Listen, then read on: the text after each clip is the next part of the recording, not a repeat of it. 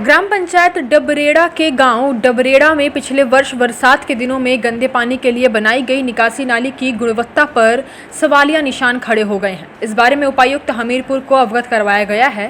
हितेंद्र प्रकाश शर्मा ने निवासी गांव डबरेड़ा डाकघर डुगली ने बताया कि मनरेगा के अनस्किल्ड वर्कर से काम गुणवत्ता वाली सीमेंट की पाइपलाइन डलवाई गई है।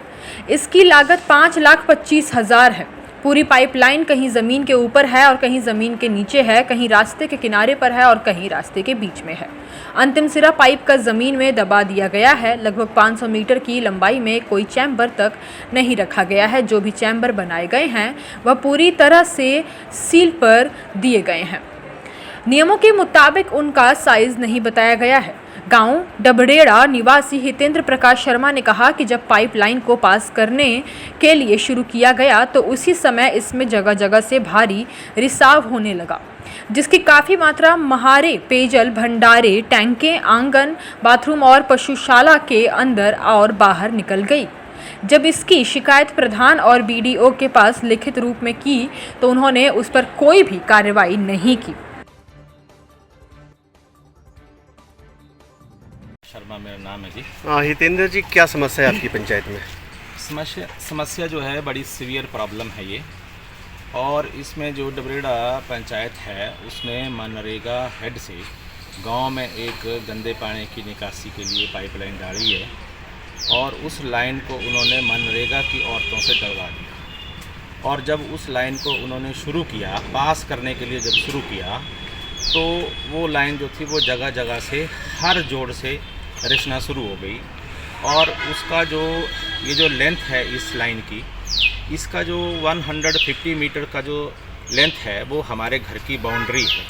तो सारा पानी जो था वो हमारे घर की बाउंड्री में आ गया, अंदर आ गया। हमारा वाटर टैंक है, लगभग 35 से 40 हज़ार लीटर कैपेसिटी का पेयजल भंडार टैंक है, ये ड्रिंकिंग वाटर टैंक है, सारा उसमें आ गया। और हमारे टॉयलेट बाथरूम में सारा लीकेज आ गई, हमारा काऊ शेड में आ गई, उसकी दीवारें तक फट गई, आंगन में आ गई। फिर हमने इसकी शिकायत जो है वो प्रधान जी को करी। पहले तो उनको हमने ऐसे वर्बली बोला भाई इसको ठीक करो। फिर जब हमने उनको नहीं वो सुने तो हमने उनको जो है वो रिटर्न में दिया, फिर भी उन्होंने हमारी बात नहीं सुनी। फिर हमने उनको जो है वो बीडीओ साहब को रिटर्न में दिया, फिर उन्होंने भी हमारी बात नहीं सुनी।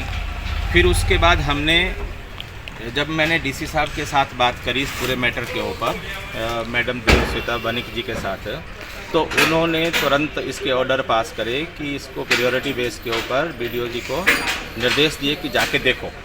फिर उन्होंने ये सारा देखा मामला। जब वो आए मौके पर तो उन्होंने देखा कि ये सारी लाइन रिसाव कर रही थी।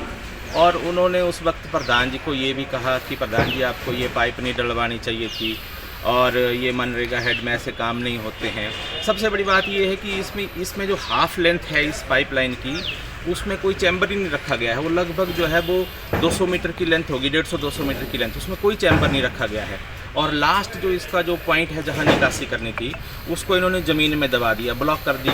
अब जब बीडीओ साहब आए तो उन्होंने देखा, उन्होंने उसके बाद इनको रिपेयर करने के आदेश दिए। मेरे को भी बोला कि देखो मैं इसका टेम्परेरी सोल्यूशन कर सकता हूँ, इसका कोई सोल्यूशन है नहीं, और कल को ये अगर फिर से रिसाव आता है तो ये पाइपलाइन सारी ओपन करनी पड़ेगी। तो फिर जब दोबारा से रिपेयर करने के बाद भी लगातार वही चलता रहा, रिसाव वही चलता रहा।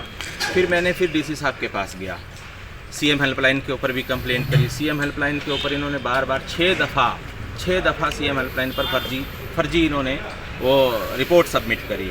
और जो हमारा वाटर टैंक की रिपोर्ट दी उसमें इन्होंने बोला कि ये जो पानी। हिमाचल प्लस न्यूज़ के लिए हमीरपुर से मोहनजीत की रिपोर्ट।